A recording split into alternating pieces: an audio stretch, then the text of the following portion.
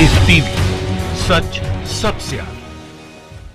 दोस्तों, मैं अब्बास हफीज हूं। आज तक चैनल के ऊपर बड़ी तीखी बहस हुई है अंजना ओम कश्यप जी की और आशुतोष जी की। आप कल्पना नहीं कर सकते कि आशुतोष जी ने जो सवाल मोदी सरकार के ऊपर खड़े किए, जो आरोप मोदी सरकार पे लगाए, उसको व्यक्तिगत ले लिया अंजना ओम कश्यप जी ने। और क्या कुछ व्यक्तिगत हमले अंजना जी ने नहीं किए आशुतोष जी के ऊपर, इसकी आपने कल्पना नहीं की होगी। मैं आपको उस डिबेट के कुछ अंशभाग दिखाऊंगा, फिर निर्णय आप खुद कीजिएगा कि कौन सही है कौन गलत है। असल में डिबेट का विषय था बोलने की आज़ादी।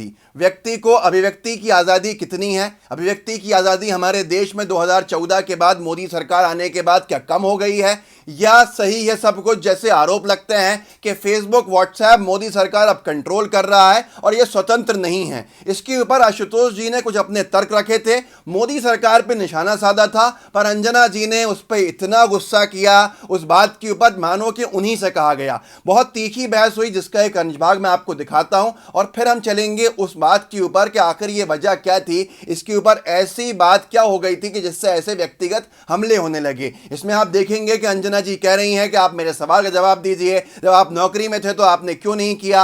आप तो राजनीति में आ गए और आपने जाति तक बताई फिर अपनी इलेक्शन लड़ने के लिए, वो तमाम चीजें आप देखिए। फिर इसके बाद बताऊंगा मैं आपको कि इसका शुरुआत क्या थी। ये देखिए, आज की तारीख में आप लोगों की हिम्मत नहीं है कि देश के प्रधानमंत्री से एक सवाल पूछ सके। आप लोग सिर्फ विपक्ष के लोगों से सवाल पूछते हैं, सिर्फ उनको बोलने नहीं देते। एक बार तो कम से कम जिस दिन किसी को आपके सर्टिफिकेट की जरूरत पड़ जाएगी वो दुर्भाग्यपूर्ण दिन होगा। सवाल कीजिए, टॉपिक पे आइए, टॉपिक पे आइए, आप लोग ये ड्रामा टॉपिक पे आइए। बंद कर दीजिए। ये जो टीवी एंकर आपसे एक सवाल पूछ लिया गया तो सब व्यक्तिगत हो गया। बंद करिए। आपका काम था नौकरी में रहते मीडिया में, तब भी आप अपनी आवाज उठाते। आपका काम था कि जब आप नौकरी में थे तो आप आवाज उठाते, लेकिन जब आप बाहर आ गए, पॉलिटिशियन बन गए और अपनी जाति बताने लगे विधानसभा चुनावों के लिए, ऐसे हो सकता है सर? तो दोस्तों, सुना आपने कितना व्यक्तिगत होकर बहस कर रही हैं अंजना जी। आशुतोष जी कह भी रहे हैं कि अंजना जी व्यक्तिगत क्यों हो रही हैं, आप पे नहीं कहा है। असल में बात शुरू हुई थी, आशुतोष जी ने मोदी सरकार के ऊपर बहुत ही बड़ा हमला बोला था इस डिबेट में। उन्होंने कहा था कि आज किसी मीडिया हाउस के मालिक की हिम्मत नहीं है, आज सब डरे हुए हैं, एंकर्स डरे हुए हैं, पत्रकार डरे हुए हैं कि कोई बोल नहीं सकता, इसीलिए बोलने की आज़ादी नहीं है। आशुतोष जी ने ये सारी बातें कहीं जिस पे अंजना ओम कश्यप जी ने इसको व्यक्तिगत ले लिया, जो निशाने सरकार के ऊपर थे, और उन्होंने प्रमाणित कर दिया कि हाँ सही में बोलने की आज़ादी नहीं है, क्योंकि फिर उन्होंने आशुतोष जी को बोलने ही नहीं दिया। लेकिन पहले सुनिए आशुतोष जी ने क्या बोला था कि कैसी जो पूरी तर्क संगत बात थी, उसमें कोई गलत नहीं था। सुनिए आशुतोष जी। जो बड़े बड़े मीडिया हाउसेस है उनके ओनर्स डरे हुए हैं, वहां बैठे हुए संपादक डरे हुए हैं, वहां बैठे हुए एंकर्स डरे हुए हैं, क्योंकि उनको अपनी नौकरी का खतरा है, किसी को अपनी कंपनी बंद होने का खतरा है, किसी को अपनी नौकरी से निकाल दिए जाने का खतरा है। आप दुनिया में कहीं भी जाइए, किसी से पूछिए, आप सड़क चलते पूछिएगा, आपको लोग बता देंगे आज की मीडिया की हालत क्या है। आप पूरे मीडिया को रंग दे रहे हैं और आपको लग रहा है आप सब आरोप नहीं लगा रहे हैं। आप आज तक पर बैठकर तमाम मीडिया चैनल्स कह रहे हैं तो दुनिया समझ नहीं रही है कि क्या बोल रहे हैं आप। अंजना जी, आशुतोष जी, बीजेपी आप भी तो सवाल से भाग रहे हैं। एक सीधा सवाल किया सर आपसे और आप सवाल से भागने लगे। एक सवाल मुझे बोलने भी नहीं दे रही है। आपकी भी ये जिम्मेदारी थी कि जब आप नौकरी में थे तब आप बोलते ना, तब हम मानते कि आप भयहीन हैं, मैं वही तब हम मानते आप भयहीन हैं, लेकिन अब बाहर से आप सब पर उंगली खड़े करें।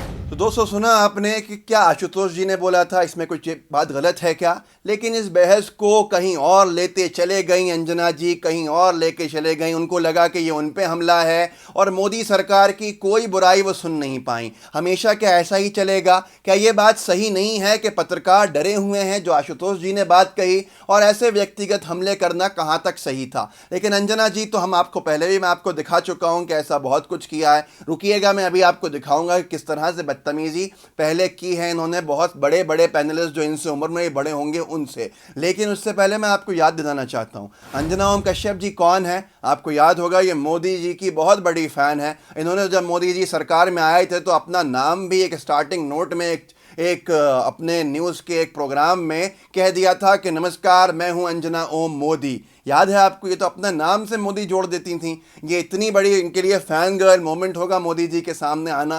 तो ये फ़ैन गर्ल मोमेंट होना गलत नहीं है, लेकिन जब ये आपकी पत्रकारिता को नुकसान पहुंचाने लगता है तो ऐसा होता है कि आप सब कुछ देखना बंद कर देते हैं, आप एक एजेंडे को पुश करने लगते हैं, जैसा कि यहाँ पर हुआ। मैं आपको दिखाता हूँ, आइए, कि कुछ ऐसे डिबेट के पार्ट्स हमने आपके लिए इकट्ठे किए हैं जिसमें अंजना जी खूब जम के बदतमीजी कर रही हैं जो मोदी सरकार के खिलाफ बोल रहा है। इसके बाद आपको समझ में आ जाएगा कि आशुतोष जी गलत थे या अंजना जी गलत थी। पत्रकारिता का धर्म है और पत्रकारिता का धर्म निष्पक्ष रहना है। लेकिन सुनिए आप किस तरह की बदतमीजी की गई बड़े बड़े सीनियर पैनलिस्ट से, सुनिए। आप जैसे चैनल से आपका मतलब क्या है? साहब, आपकी औकात नहीं है कि आप इस चैनल की दहलीज पर खड़े हो सके। आपकी क्या औकात है?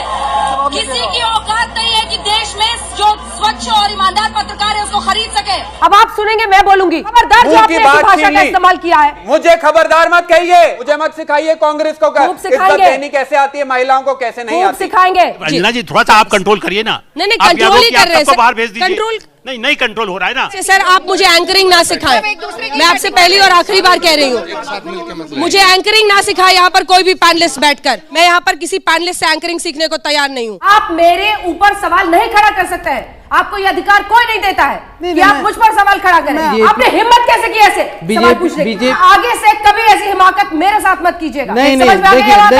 देखिए अंजना जी, मैं ये बात कह रहा हूँ, समझे या नहीं समझे? आपका सर्टिफिकेट नहीं चाहिए और आगे से ऐसी हिमाकत दिखाइएगा मत, आगे से ऐसी हिम्मत मत दिखाइएगा। आशुतोष जी, आपका जो पर्सनल वेंडेटा है ना कुछ टीवी एंकर्स के साथ, उसको आप दूसरी जगह अच्छा, मैं जवाब देता हूँ। यहाँ पर ढोकर मत लाइए, कहीं और का बोझ लेके यहाँ मत बैठा कीजिए। तो दोस्तों सुना आपने किस तरह से उम्र में अपने से बड़े लोगों से बदतमीजी कर चुकी हैं अंजना जी। ये रोजाना का काम है। जो लोग इनकी तरह से इनका जो विषय होता है, जो मोदी सरकार के विरोध में बोलते हैं, उनका इस तरह का हाल किया जाता है। लेकिन आशुतोष जी ने एक बात अच्छी करी, एक बात इनकी आंखें खोल दी कुछ देर के लिए। इन्होंने जब एक संघ के विचारक जो थे, राजनीतिक विश्लेषक बने बैठे थे रागी जी, उनसे जब सवाल किया तो इन्होंने अपने आप को साबित करने के लिए सवाल किया कि मैं निष्पक्ष हूँ। इन्होंने कहा कि एक पूरा माहौल बनाया जा रहा है, आप डिनाई नहीं कर सकते कि संघ जो है फॉल इन लाइन जो हो रहा है, अगर नहीं हो रहा, फॉल इन लाइन नहीं हो रहा, तो फिर उसके ऊपर देशद्रोही बोला जाएगा, जो इनके एजेंडे के अंदर बात नहीं करेगा उसको एंटी नेशनल बोला जाएगा। आखिर ये सब क्या है? तो सुनिए आप, ये भी कुछ अच्छी चीज़ हुई है कि इन लोगों को जब ऐसा डोज मिलता है तो थोड़ी देर के लिए अच्छी निष्पक्ष बात भी होती है। सुनिए। संघ का हस्तक्षेप है, संघ की एक सोच है, संघ उस सोच को ज्यादा पुरजोर तरीके से दबाव डालता है। एक राइट विंग नैरेटिव पूरे देश में बिल्ड कर दिया गया है और जो फॉल इन लाइन नहीं करता है वो सभी के सभी देशद्रोही कहलाते हैं इस देश में। ये एक दबाव चाहे सोशल मीडिया के नैरेटिव के जरिए हो, चाहे राष्ट्रीय प्रवक्ताओं के जरिए हो, ये बनाया जाता है, इससे कोई इनकार नहीं कर सकता। मिस्टर रागी, तो दोस्तों सुना आपने कि इन्होंने एक सवाल पूछा, लेकिन ये सवाल कितना दिखावा है आप जानते हैं। पर सच्चाई यह है जो आशुतोष ने कही कि लोग डरे हुए हैं, सवाल पूछने से डर रहे हैं, मीडिया हाउस के मालिक डरे हुए हैं, एंकर्स डरे हुए हैं। आपको नहीं लगता कि ये अघोषित आपातकाल जैसी स्थिति है? ये आप खुद सोचिएगा, अपने आप को बताइएगा कि इस तरह के डिबेट्स क्या सही हैं जिसमें संबित पात्रा, जिनकी बहस की वजह से एक की जान चले गई, बेशर्मों की तरह हंस रहा है ऊपर बैठकर, क्योंकि उनका काम तो अंजना जी कर ही रही हैं। ये भी आपने इस डिबेट में गौर किया होगा। खैर, हमारे इस वीडियो को आगे शेयर कीजिएगा और हमारे LTV जो नया चैनल है उसको सब्सक्राइब डिस्क्रिप्शन बॉक्स और कॉमेंट बॉक्स में क्लिक करके कीजिए और लाइव TV का बेल आइकन दबाइए। जय हिंद, जय भारत। लाइव TV, सच सबसे आगे।